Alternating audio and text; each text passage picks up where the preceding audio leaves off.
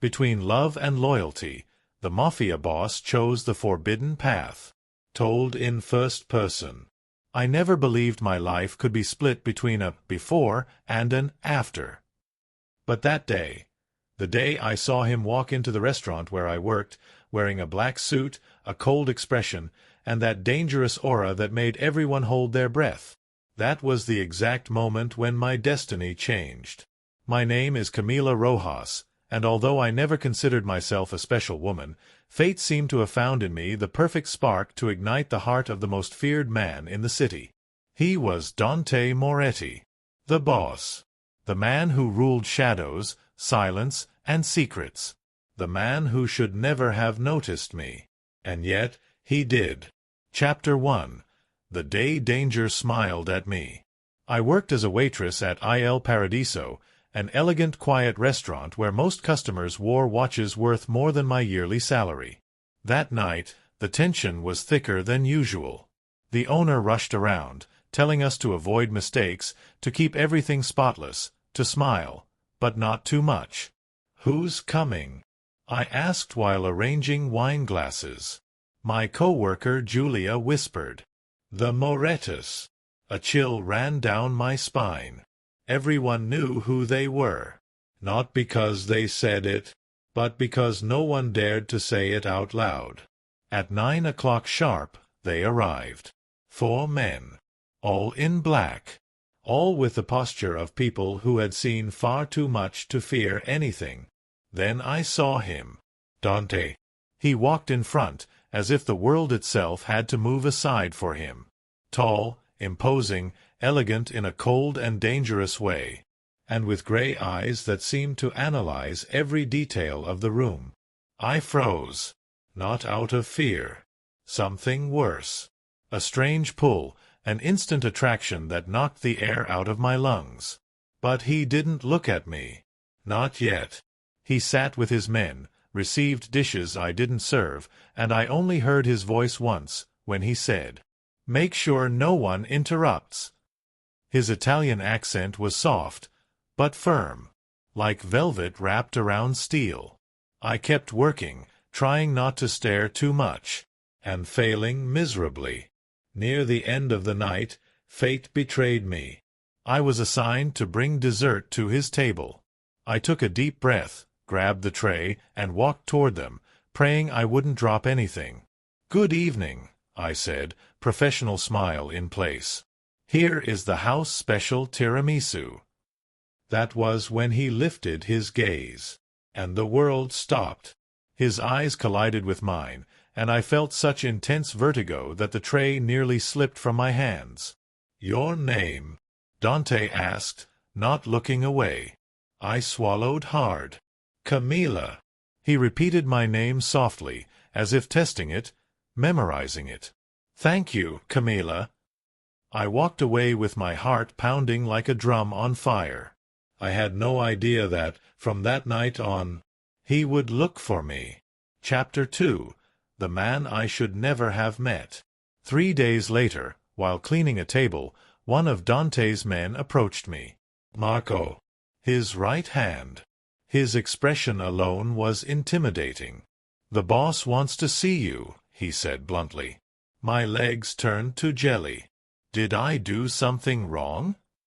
"No," he replied. "If you had, I wouldn't be here talking to you." That didn't help at all. He led me outside to a black car waiting at the curb. The back door opened, and there he was. Dante. His presence made the air heavier. "Camila," he said, as if he already knew me. "I just wanted to thank you for your service the other night. You were impeccable." His voice was calm. Too calm. There's nothing to thank," I stammered. He studied me, not with arrogance, but with unsettling precision. "I was wondering if you'd like to have dinner with me someday." My heart jumped. The Mafia boss was asking me out? Mr. Moretti. I don't know if that would be appropriate. He tilted his head slightly. "I'm not forcing you. It's an invitation, not a command." Even his invitations sounded like velvet-wrapped orders. "Just think about it," he added, closing the door. "Life doesn't offer unique opportunities every day." The car drove off, leaving me trembling on the sidewalk. I shouldn't accept. It was dangerous, irrational, insane, and inevitable. Chapter 3. The dinner that should never have happened. I resisted for 3 weeks. 3 weeks repeating to myself that I shouldn't get involved with him. But destiny is cruel. One night, after my shift, I found him leaning against a black car, as if he'd been waiting for hours. His eyes softened slightly when he saw me. "Camila," he said, "will you accept my invitation now?" That was the moment I knew I had lost. I nodded, speechless. The dinner wasn't what I expected. No ostentation, no intimidation, no bodyguards hovering around us. He took me to a small family restaurant in a quiet neighborhood. He opened the door for me, pulled out my chair, poured wine, spoke as if he wasn't the boss of anything. "Your life must be complicated," I blurted out. He gave a small, sad smile. "It is. But for once, I would like it not to be." We talked for hours. About books, music, childhood memories. I stopped seeing the Mafia boss, and saw a lonely man trapped in a life he never chose. After dinner, we walked down a street lit by warm, old-fashioned lamps. "I won't lie to you, Camila," he said, stopping in front of me. "My life isn't easy, or safe, or simple. But since the moment I saw you, something changed. And I'm not used to things changing." My heart beat so hard I felt it echoing inside my chest. "You shouldn't be near me," he continued, stepping closer. "But I want you near." Logic told me to walk away. But his eyes, his vulnerability, his quiet tension, pulled me toward him. "Dante," I whispered, "I don't know if I can handle everything that comes with you." He leaned in slightly. "I'm not sure I can handle it either. But I'd like to find out." And he kissed me. Slowly, deeply, with months of restrained desire. A kiss that sealed a future I could no longer escape. Chapter 4. Shadows and Secrets. Life was never normal again after that night. Dante appeared and disappeared depending on his affairs. Sometimes he sent short messages, "I'm safe." Other times, "Don't go out tonight." I learned not to ask questions. But he also had moments of unexpected tenderness. Flowers at my door, waiting outside the restaurant just to drive me home. "Camila," he told me one night as he drove, "there are things I can't tell you. Not because I don't want to, but because telling you would put you in danger." "But aren't I already in danger?"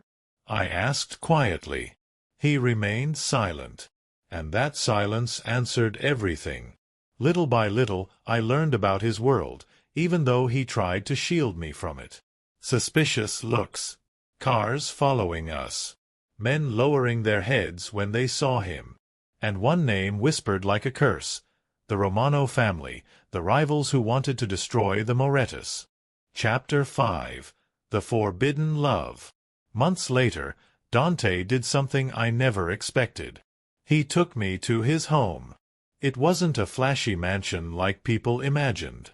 It was elegant, yes, but warm, real, filled with small details that revealed who he was before power, before fear. "Here I can be myself," he said as he opened the door. That night, I saw him vulnerable for the first time. He sat on the couch, loosened his tie, and buried his face in his hands. "Sometimes I want to disappear," he confessed. "Start over. Not be a Moretti.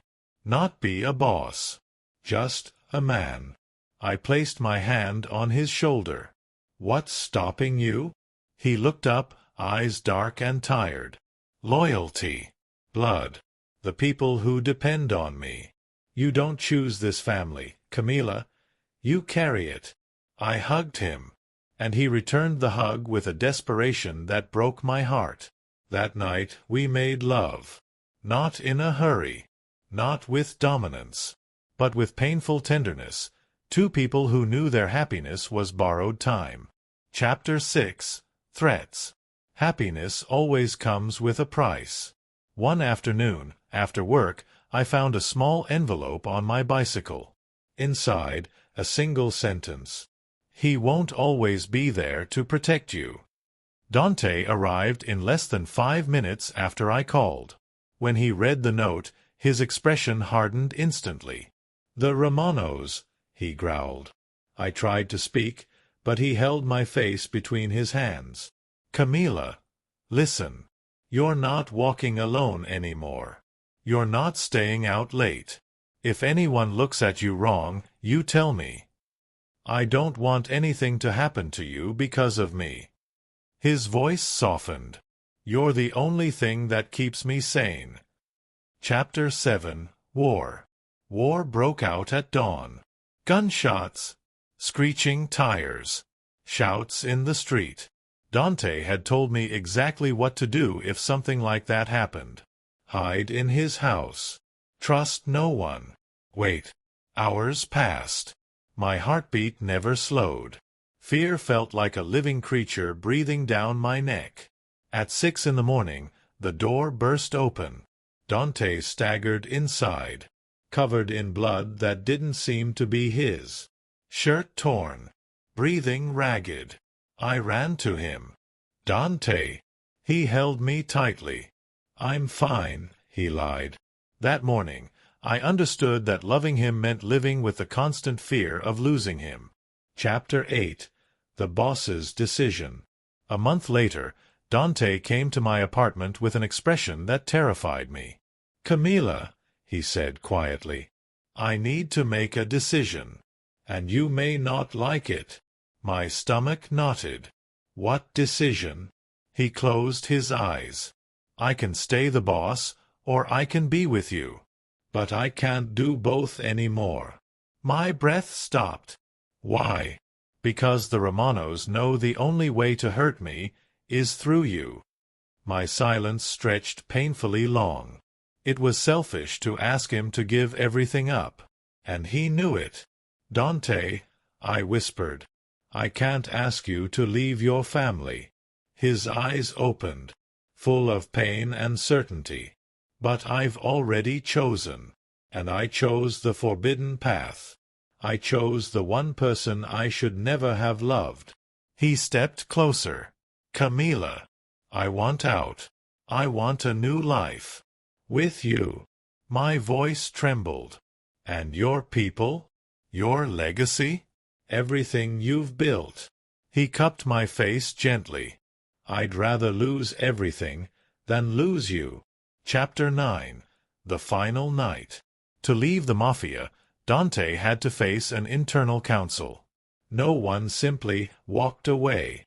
It was his last trial or his execution. I waited outside the old building where they met. The night was freezing. My hands wouldn't stop shaking. After hours, the door opened. Dante walked out, wounded but alive. "It's done," he said with a tired smile. "I'm no longer the boss." I ran into his arms, crying, laughing, trembling, everything at once. "And now, what are we?" I asked. He held my face the same way he did the first time. "Now we're free." Chapter 10. Between Love and Loyalty. Today, as I tell you this story, Dante and I live in a small house near the sea. Sometimes I still wake up startled, thinking everything was a dream or a nightmare. But he's there, always there. He will never be an ordinary man. He will never be free of shadows entirely. But he chose to walk toward the light. He chose the forbidden path. He chose love over loyalty. He chose a future over an endless war. He chose me, and I chose him too, even when the whole world said it was impossible. Because some loves don't follow rules. Some loves defy everything. Some loves save you, even when they come from the darkest place. This was ours, the love that changed both of our lives forever.